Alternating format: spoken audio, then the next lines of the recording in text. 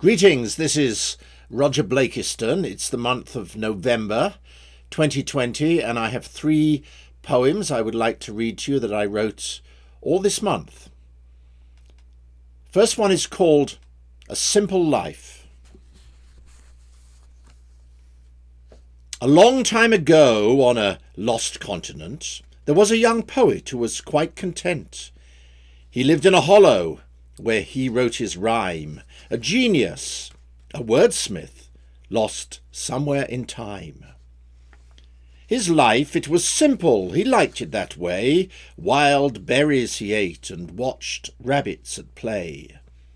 The folk in the village had heard of his fame, though many were curious, they knew not his name. He was a recluse, far removed from the throng. In a world of material he did not belong. Preferring to be in his thoughts and his dreams, he wandered up hills and sought solace by streams. One day, while out walking across heather moors, where the mother inspires and the great eagle soars, he saw a young lady, wind sweeping her hair. 'Twas love at first sight for this maiden so fair. Her eyes told a story, her smile would entrance.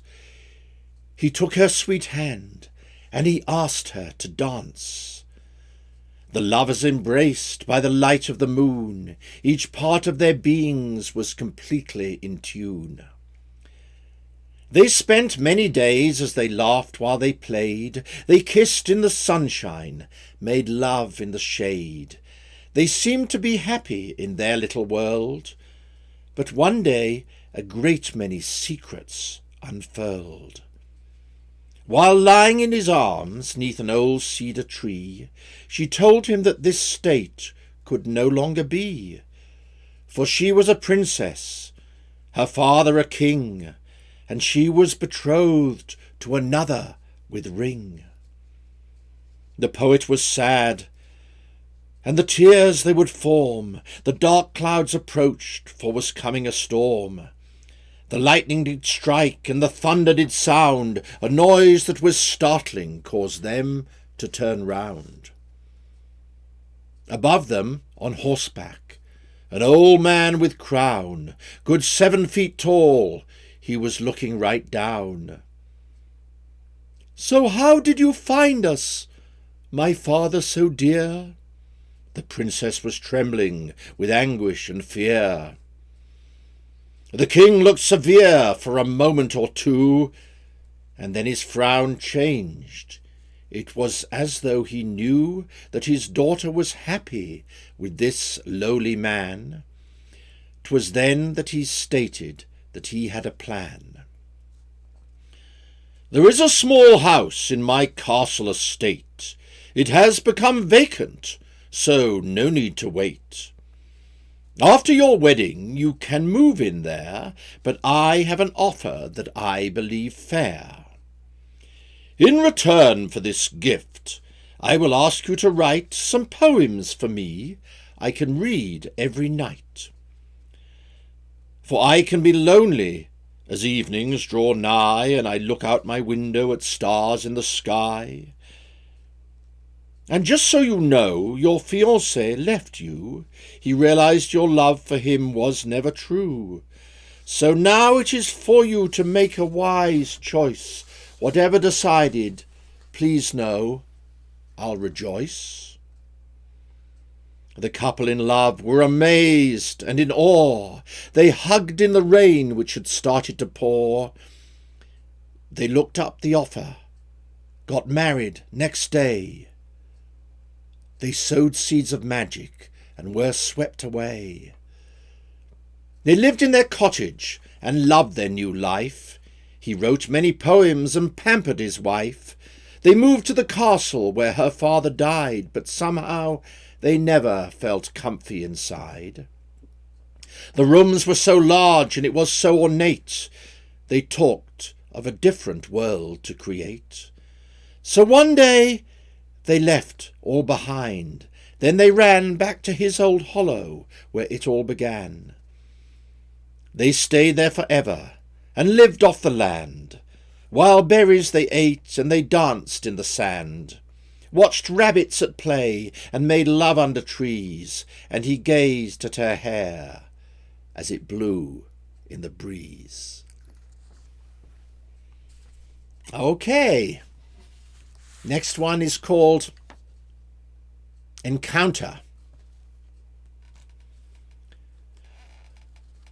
Children ran down to the river, where they always loved to play. No idea what would happen on this monumental day. They skimmed pebbles on the water, watched the brushwood floating by, ran in circles, always laughing, waved at herons in the sky. All at once they froze in wonder. Something strange was taking place. In a nearby field of barley, they saw starships land from space. In a whirlwind, sound of engines, flashing lights and sonic booms. Sunshine darkened, smoke was spreading, even though they smelled no fumes. Then they witnessed what seemed magic. Giant beings like none they knew made their exit from their capsules. Were they dreaming? Was this true? Guided by their intuition, these kids formed a chain, held hands. They approached, intent to welcome visitors from other lands. Boys and girls in total 7. Brothers, sisters, friends from school, brought up not to talk to strangers. This was an important rule. What was happening was so different. Somehow they felt safe and calm. They approached these daunting figures, knowing they would do no harm. As they slowly walked towards them, they were feeling light as air. It was as if they were floating while the wind brushed through their hair. Closing in to greet these aliens, they sensed they were filled with love, coming from a distant planet, galaxies so far above. Unlike beings portrayed in movies, they were huge and robed in white. Faces seemed like almost human. They had eyes that beamed so bright. Speaking language of the spirit the children could understand, they asked them if they would like to take a trip to see their land. Though excited, they were wondering what their mums and dads would say.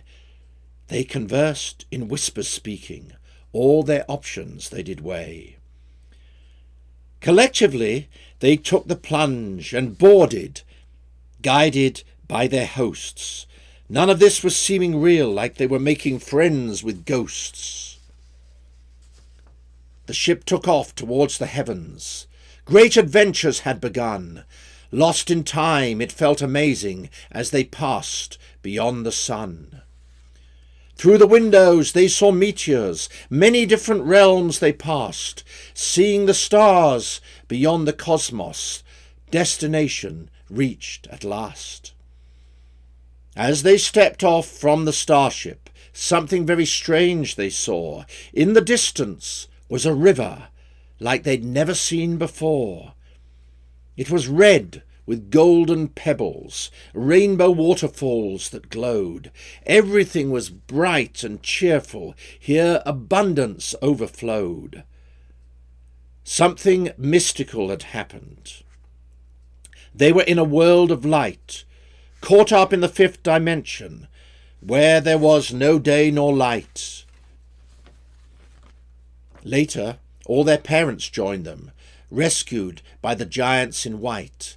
This such joyous, fun reunion was a scene of sheer delight. They skimmed pebbles on the water, watched the brushwood floating by, ran in circles, always laughing, waved at herons in the sky. Okay, and the last one I shall read for you is called The Invitation. The postman delivered a grand invitation. It came in an envelope, embossed with gold. It was from the lady and lord of the manor. So now let this tale of enchantment unfold. I was alive in the realm of the timeless, with everything possible, miracles ruled. Yet I was a common man, asked to a party.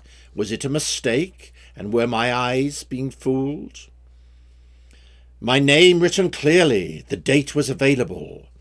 I rode on horseback to the manor gate. The guardsman, he looked at me with some suspicion, but let me go through as I pondered my fate. I entered the door that looked strangely familiar. The great hall was filled with a wonderful sight, a mass of humanity, talking and laughing, amongst them a jester, magician, and knight. Each guest wearing costumes from different periods, an orchestra playing as a young maiden sang. I felt I belonged in this house of enjoyment, and then all went quiet as a giant bell rang. The lord and the lady, they stood there before us, and what they were saying caused the gathering to gasp, informing us that we were all the same people, a concept that we were unable to grasp. They said that because time no longer existed, our lifetimes on earth were all here in this room. We could converse with our previous personas and learn of our lives from our births to each tomb. So I met myself as a servant in Egypt, an actor performing on stages in Greece. I talked to me as a poet and conjurer. Puzzle complete, and this was the last piece. What I had thought were theatrical costumes were the actual clothes I would wear in those days. Memories through centuries returned in this moment. In awe I would circulate, lost in this maze. I was enlightened and understood everything. My earthly journey was coming to end. I was now one with the spirit of knowledge. The past and the present together did blend. I was the lord and the lady of manor. I was the maiden who sung a sweet song. I was the orchestra and the gate guardsman. This is my home, and is where I belong. Then, in an instant, the party was over. The characters all disappeared from the hall. I smiled as I noticed the hands started moving on the ancient clock that was fixed to the wall.